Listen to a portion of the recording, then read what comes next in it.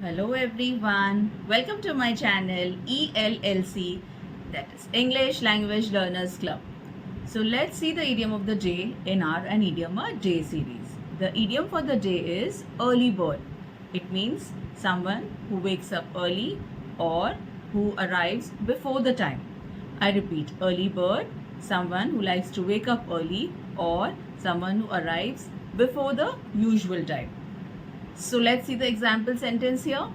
Radha is such an early bird. She wakes up before the sun rises.